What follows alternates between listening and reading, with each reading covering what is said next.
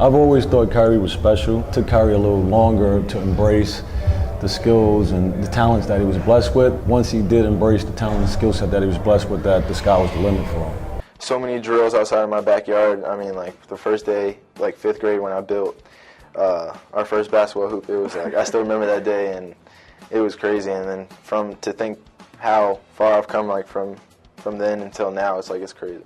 Everybody thinks, I don't want to just be labeled as a basketball player. Aside from basketball, off the court, I'm a normal kid.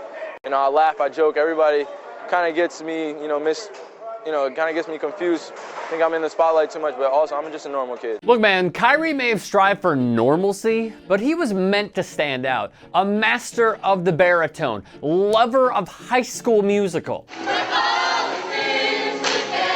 Yeah, dude, master of singing. It is the sweetest name I know.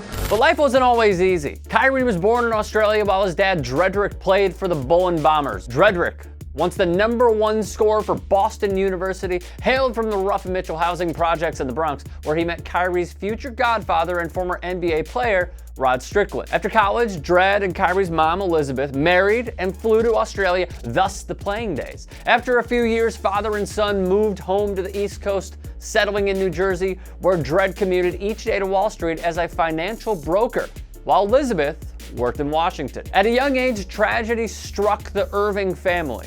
I lost my mother when I was 4. It was just me, my sister, my father. That was it, the triangle. We call ourselves the triangle. There was also another near tragedy. While working in New York City on September 11, 2001, Dred Irving was doing his morning routine, walked through the lobby of the World Trade Center from the train station. He was there when the planes flew into the buildings. All I could think of was, I've got to get to my kids, Dred said. He walked for 9 hours to the Bronx, got in touch with a friend, and was driven to their house. As his daughter and son got older, he became that much more involved, and the bond grew between father and son. I only had one hero. He's still my hero today. Is my father. He was my favorite player growing up until Chris Paul went to the NBA. Yeah. So my father was he was my idol. More importantly, Dred instilled confidence in Kyrie and made him dream. In 4th grade, I wrote on the wall in my closet that I was going to make it to the NBA, Irving said. I put promise, and I underlined it 3 times. In 8th grade, Irving said, my father told me I would wind up as the best guard in the state of New Jersey. In my senior year, he told me I'd be the #1 player in the country. Then in college, he told me I'd be the #1 pick in the draft. He laid out all the necessary steps for me. It was up to me what I did with them. I thank my father. He did things the old school way. No shortcuts, nothing guaranteed. So what happened in high school? At Montclair Academy, Kyrie killed the competition, scoring over 1,000 points, winning a state prep championship. By the way, no starter over 6'1", kind of a crutch. I guess you could say he danced his way to a title.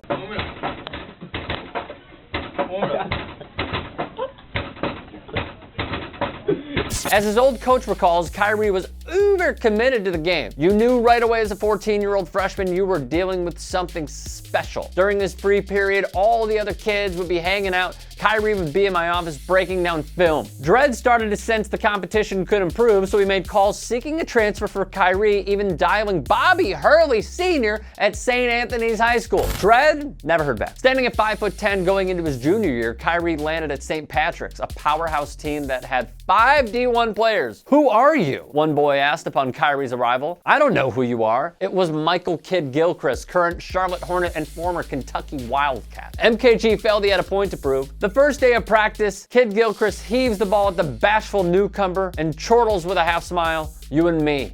Let's go." Irving dazzled one of the top prospects in the country and earned his respect in a simple game of one-on-one. He wasn't afraid, Kidd Gilchrist said, of anybody. His teammates would say he was ahead of everyone mentally, and he was doing stuff we'd never seen before. Kyrie always put in the hours. He played at the Young Men's and Young Women's Hebrew Association with his AAU coach, I know Hebrew, where gym temps would reach 120 degrees. He added late-night one-on-one games at St. Patrick's. Cleveland Cavaliers big man and former rival high school star Tristan Thompson called Kyrie a mystery man. Remember Oak Hill Academy? I mean, how could you not if you're a basketball fan? A dominant program producing dominant players like Kevin Durant, Carmelo Anthony, Rajon Rondo, Michael Beasley, Jerry Stackhouse. Well, Kyrie went against this school, dropped 28. Still, Dredd pushed his son. Quote, "Hey, did you guys see Kyrie play tonight? I didn't see him out there. Did anyone else see him?"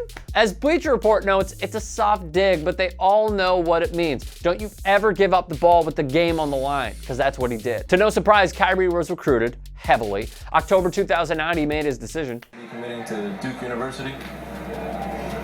I'll be a Blue Devil next year.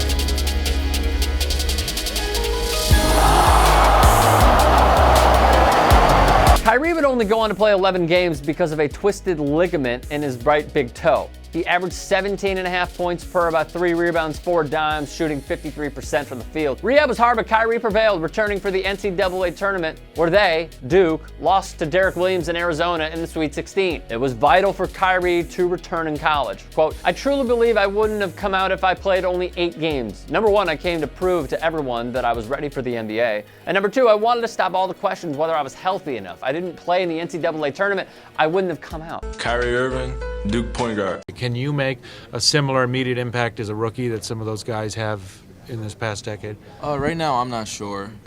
Right now, I'm just working towards doing that. You're a week away from the draft, Kyrie. What do you expect this last week leading up to the draft to be like for you? It's not going to be different from any other week. Then came the draft lottery. The number 1 pick in the 2011 NBA draft belongs to the Cleveland Cavaliers. And draft night. The Cleveland Cavaliers select Kyrie Irving from Duke University. But the cheers would turn to jeers. I'm going to take my talents to South Beach. Kyrie inherited a dumpster fire. LeBron leaves, the town goes mad, a savior is needed. While LeBron led the Heat to 3 straight finals, Kyrie averaged nearly 21 points per, winning the Rookie of the Year, dazzled at Madison Square Garden, becoming the youngest player to score 40, All-Star Game MVP as well, all while the team averaged a measly 26 wins. Then going into the 2014-2015 season, free agency happened. The last sentence is the only sentence that really matters.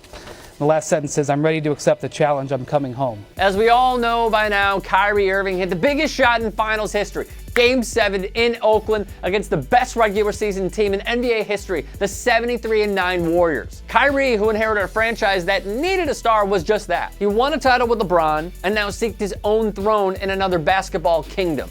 Kyrie Irving going to Boston, Isaiah Thomas going to Cleveland. Through it all, Kyrie Irving, from front yard dunker to doubted by coaches, players, and fans, has proven his greatness, and that it's not the size of the dog in the fight, but the size of the fight in the dog. He has won, and he has lost, but he will always strive for more. He hasn't yet, and we doubt he ever will.